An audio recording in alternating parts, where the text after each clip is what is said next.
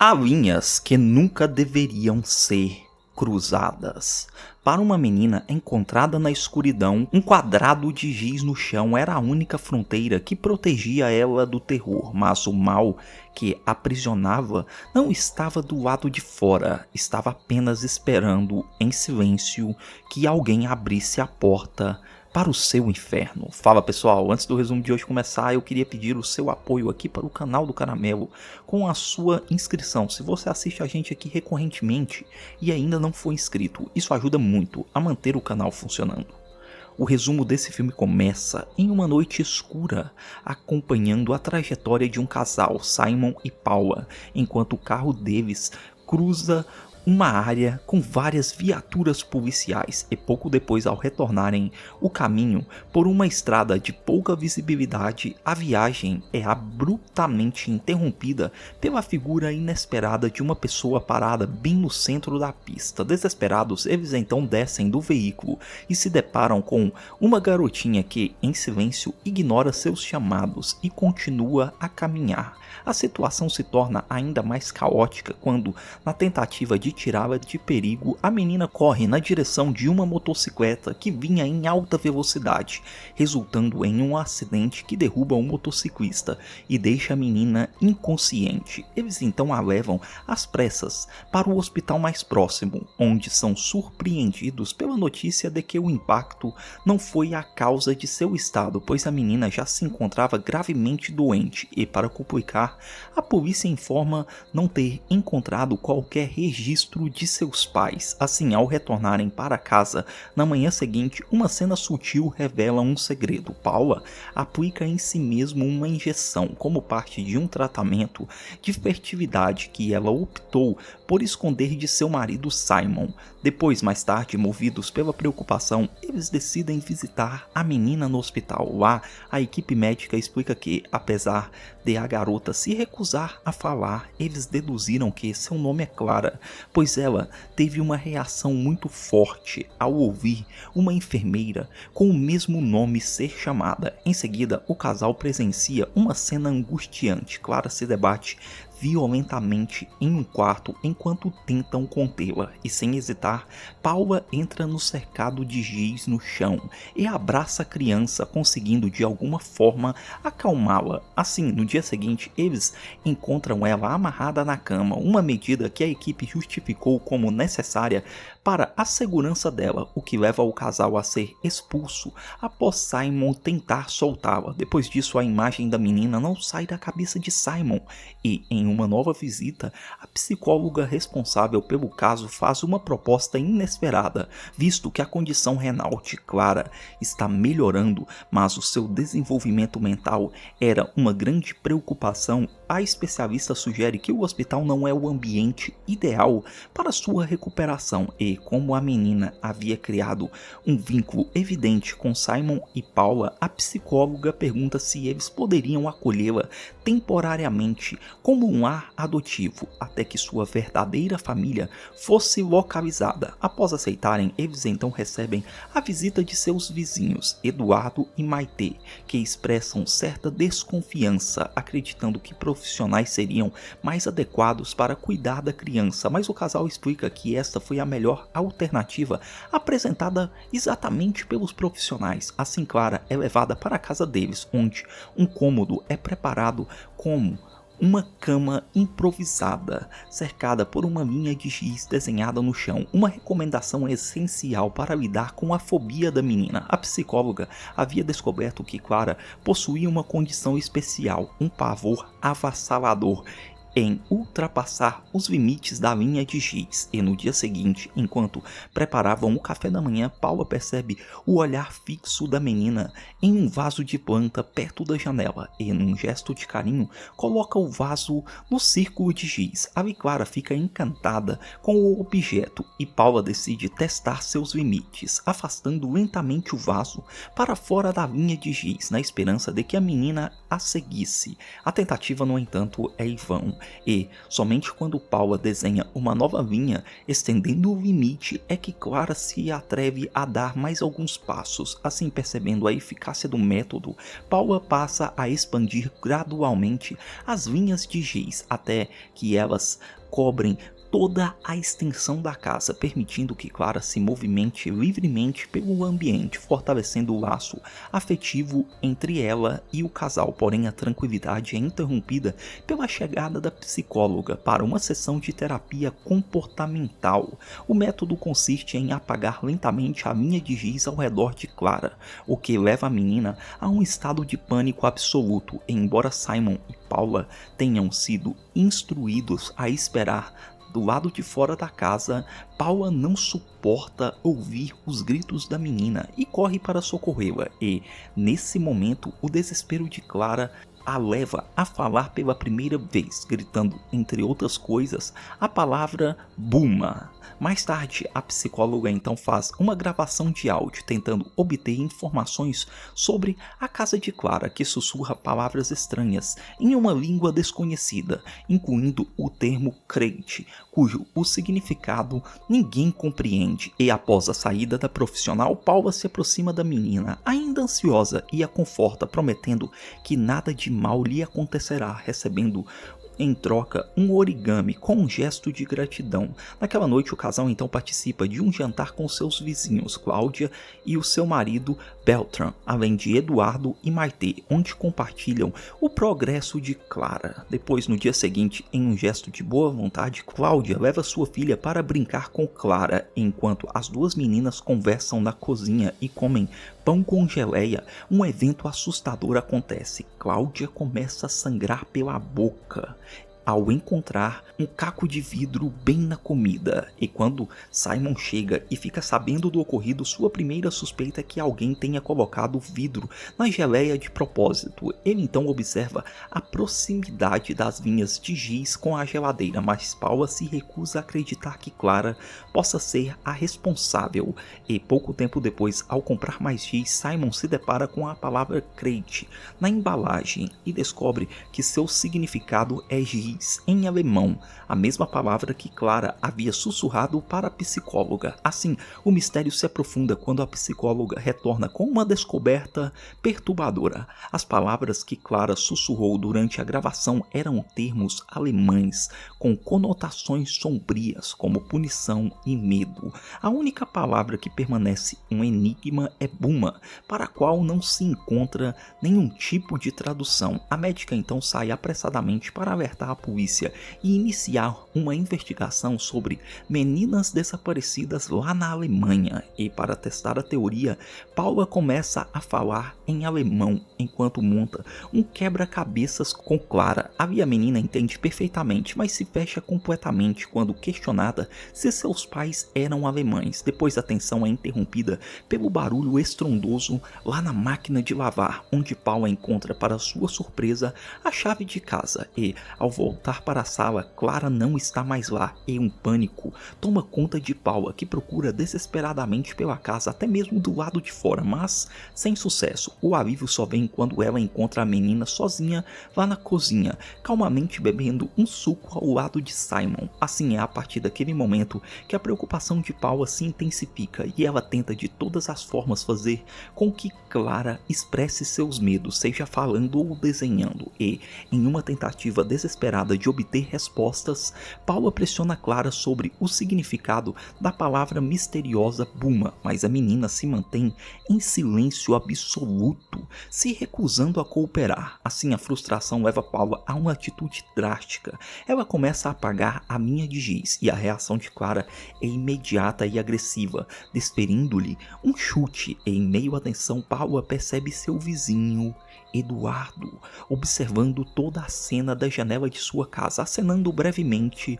antes de se retirar. A situação de Paula piora ainda mais com a chegada da terapeuta, que traz a notícia devastadora de que Cláudia espalhou para toda a vizinhança a história do vidro na geleia, culpando Clara. Depois, logo em seguida, a própria menina aparece com um desenho estranho e indecifrável, e diante do comportamento da criança e da repercussão do acidente, Finalmente, a especialista conclui que o arranjo não está funcionando e que o governo provavelmente intervirá. Assim, desolada com a iminente perda de Clara, Paula decide usar o pouco tempo que lhe resta para desvendar o mistério por conta própria. Ela então se mergulha em uma tradução online, testando obsessivamente todas as combinações fonéticas possíveis para a palavra Buma.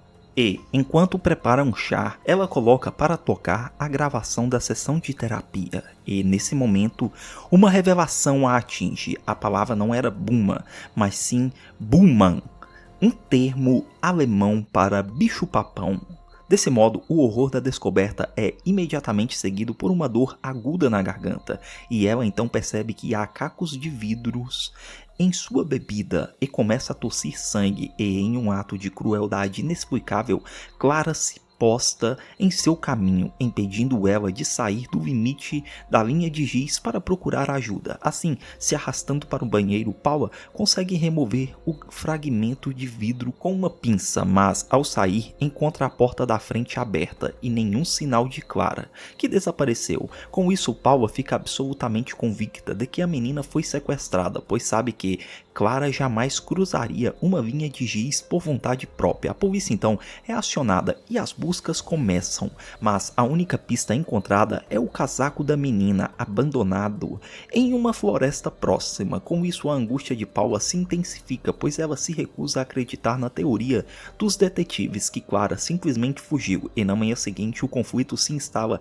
em sua própria casa, pois Simon a confronta, revelando que descobriu sobre as injeções de fertilidade secretas e que não acredita mais que seja seguro para eles se meterem com a menina. Ele então a acusa de estar tão desesperada para ser mãe após anos de tentativas fracassadas que está em negação sobre o perigo que Clara representa para a vida deles, e para provar seu ponto ele pega um pinguim de pelúcia de Clara e retira cacos de vidro de dentro dele, deixando Paula sem palavras. Porém, apesar de todas as evidências perturbadoras, o instinto protetor de Paula fala mais alto. Assim, sua esperança se reacende ao receber uma ligação no telefone fixo, e do outro lado da linha, a voz de Clara repete a palavra mamãe.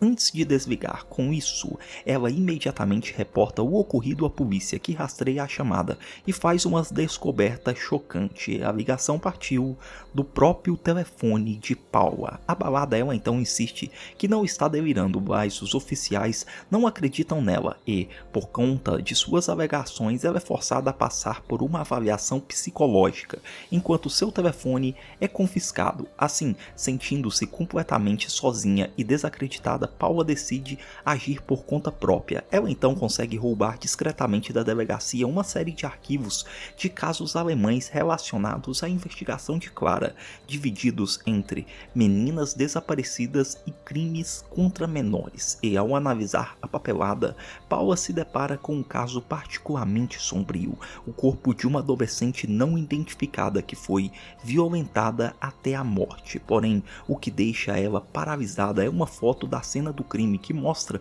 um origami idêntico ao que Clara havia lhe dado de presente. Assim determinada, ela anota o nome do legista responsável pelo relatório e vai ao seu encontro. A médica então a ajuda a decifrar os documentos e revela detalhes cruciais sobre a vítima desconhecida. Ela sofria de insuficiência renal e tinha um olho preguiçoso. Esta informação então acende uma luz na mente de Paula. Com isso, ela vasculha novamente os arquivos das meninas desaparecidas e encontra a ficha de uma garota alemã chamada Ingrid, cuja foto mostrava claramente a mesma condição ocular, fechando um ciclo de conexões macabras. A pesquisa pelo nome da garota leva Paula a uma antiga reportagem de TV, na qual os pais de Ingrid, desesperados, imploravam por qualquer informação que levasse ao paradeiro de sua filha, que havia sido sequestrada em uma praia e nunca mais foi vista. Assim, a conexão se torna inegável quando ela descobre imagens da casa de Ingrid contendo o mesmo tipo de origami, uma prova cabal que ligava a adolescente eliminada à garota desaparecida. Depois, de volta à sua casa, Paula analisa novamente o desenho enigmático que Clara lhe deu e, de repente, tudo faz sentido. O desenho retrata a vista de uma das janelas de sua própria casa, que dá diretamente para a residência dos vizinhos Eduardo e Maitê. Assim, associando isso ao fato de que Eduardo sempre estava vigiando sua janela, Paula tem a certeza de que ele é a peça que faltava no quebra-cabeça e, sem hesitar, alerta a polícia, convencendo eles a investigar a casa do vizinho, enquanto decide entrar lá por conta própria. Nesse ponto, a narrativa nos transporta para o passado, revelando a verdade por detrás de todos esses acontecimentos misteriosos. Foi Eduardo quem dirigiu pela mesma estrada naquela noite e colocou Clara propositalmente no meio do caminho, prometendo voltar para buscá-la assim que sua saúde melhorasse. Foi ele quem a ensinou a se manter confinada dentro das vinhas de giz e a seguir a faixa branca na estrada. E durante o jantar, quando se ofereceu para buscar um copo de água para Paula, ele aproveitou a oportunidade para colocar cacos de vidro na geleia e no leite, uma tentativa de fazer Clara parecer uma criança perigosa e perturbada. Ele também foi o responsável por esconder as chaves na máquina de lavar e por tentar sequestrar a menina de volta na breve vez que ela sumiu. Por fim, foi Eduardo quem roubou o celular de Paula e fez uma ligação forjada, devolvendo ele secretamente depois. Depois, de volta ao presente, Paula entra na casa do psicopata sobre o pretexto de pegar um mapa de sua esposa, Maitê. Ela supostamente precisava disso para ajudar nas buscas por Clara, e enquanto Eduardo se afasta para procurar o tal mapa, Paula vasculha a casa furtivamente, mas não encontra a menina e decide ir embora. Contudo, ao tentar sair, ela descobre que a porta está trancada. Assim, Eduardo ressurge, atacando ela brutalmente com a ponta de um martelo e fazendo ela cativa. Ele então a arrasta para um porão secreto, um cenário de filme de terror, onde Paula finalmente reencontra Clara, recolhida e cercada por vinhas de giz, observando aterrorizada, enquanto Paula é levada para outro cômodo. Pouco depois, a polícia chega para interrogar Eduardo, que, com uma calma assustadora, consegue despistá-los. Assim, livre dos policiais, ele retorna ao porão, onde começa a estrangular Paula com um instrumento, acorrentando ela pelo pescoço a um pilar. Assim, amarrada e indefesa, Paula ouve a confissão doentia de Eduardo. Ele havia sequestrado a irmã alemã Ingrid anos atrás e a manteve em cativeiro. Nesse período, ela acabou engravidando e dando à luz a Clara. Assim, a menina foi criada pela mãe ali no porão, o que explica sua fluência em alemão. Porém, um dia, Eduardo decidiu eliminar Ingrid e se livrar do corpo, passando a criar Clara sozinho, até que a frágil saúde da menina o forçou a buscar ajuda médica, criando todo o plano para que ela fosse encontrada na rua. Paula então revela que descobriu tudo ao investigar os arquivos do caso de Ingrid, e Eduardo, enfurecido,